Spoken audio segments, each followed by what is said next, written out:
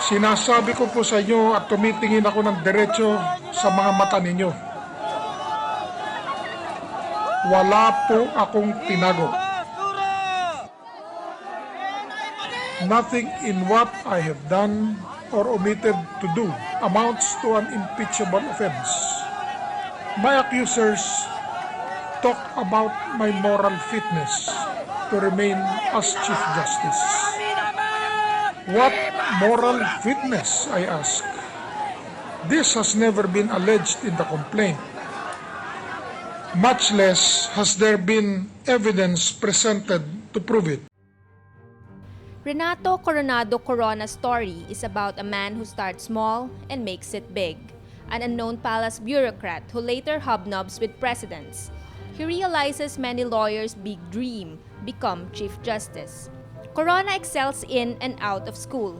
Why he had to embellish his resume to claim honors he was not given is a mystery. Corona's story is not complete without his wife Cristina. As a young husband, Corona tries to balance family, job, and evening classes at the Ateneo Law. In Corona's own words, it's a simple life. When he is accepted at Harvard Law School, they couldn't afford it. If not for Cristina's prodding that they borrow money to bring the whole family to the US, Renato says he would not have gone to Harvard. Corona says, Tina always took it in stride when we could not afford certain things. Later on, I made up for the struggling years by giving her nice things. Ang pinakamamahal nating puno maestrado, Renato C. Corona! Make up for it, he did. Now a multimillionaire, he has gone a long way from the man who grew a family in a rented apartment in middle-class Santa Ana, Manila. Already a millionaire when he returns to government service in 1992, Corona joins the administration of President Fidel Ramos. He declares 4 million pesos worth of cash and investments, 2 lots that were inherited, jewelry, cars, and an outstanding car loan of 300,000 pesos. He buys his first lot shortly after he joins government. It will take a decade before he acquires the next. Corona quickly rises in the ranks. President Fidel Ramos must have really liked him. Before he steps down in 1998, he attempts to appoint Corona to the Supreme Court.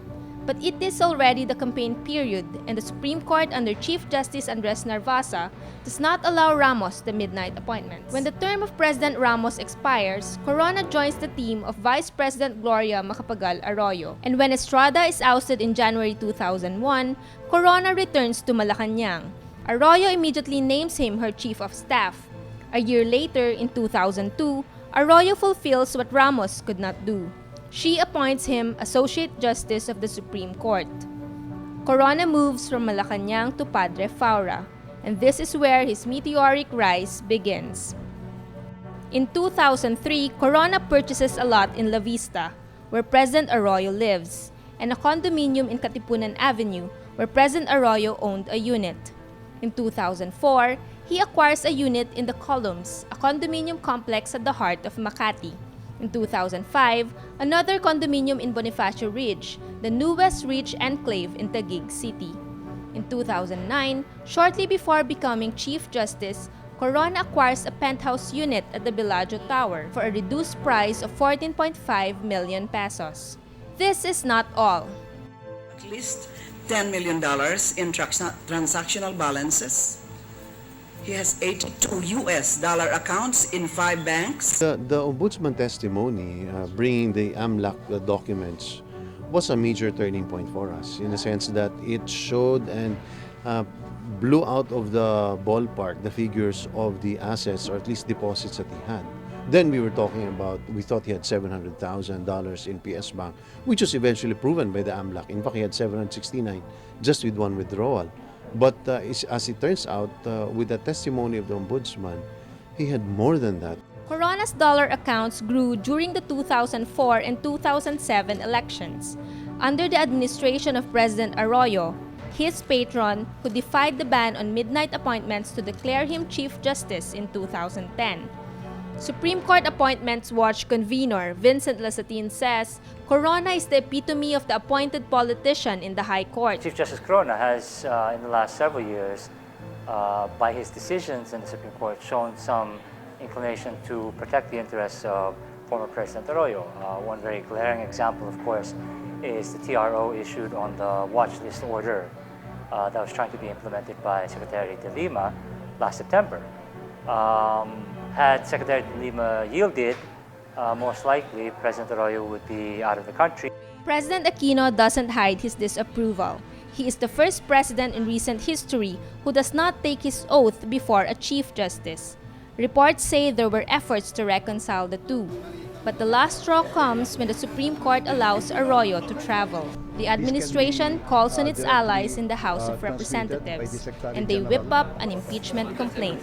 I'm accusing him of betrayal of public trust when he failed to declare in his SALN assets which we believe were ill-gotten. Sobra-sobra na po ang ebidensya. Aasa pa ba tayong magbabago si Ginoong Corona?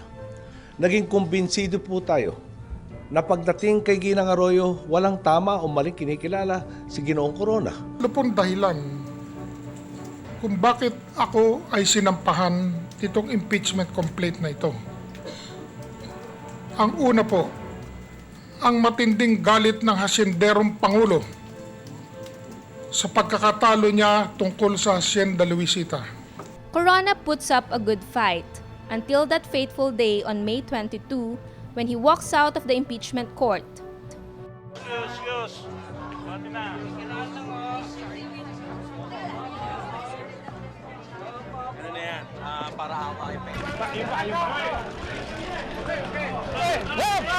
Returns 3 days later. So, are you willing to reveal po kung magkano ang laman ng dollar accounts? Opo. Magkano po ang laman? Ang sa umigit ko lang po ay 2.4 million US dollars. And seals his fate.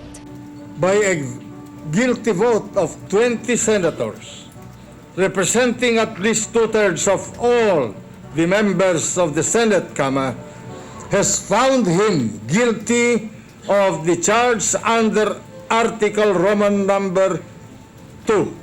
Carmela Fonbuena, Rappler.